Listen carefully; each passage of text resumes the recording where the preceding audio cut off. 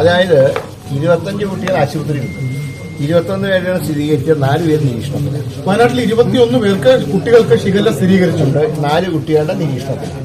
പക്ഷേ എല്ലാ കുട്ടികളും 8 വയസ്സിന് മുകളിലായതുകൊണ്ട് 8 വയസ്സിന് താഴേക്ക് മരിച്ചതൊക്കെ 4 വയസ്സുള്ള കുട്ടിയാണ്.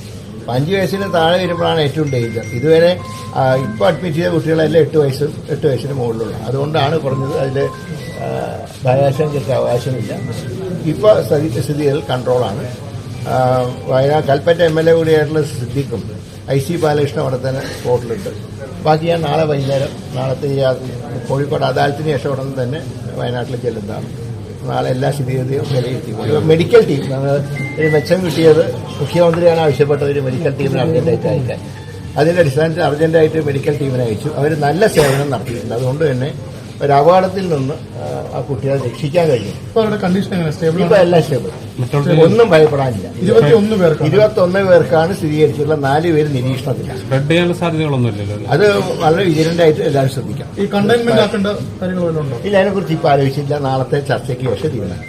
If this resonated with you, follow News Trail for similar content.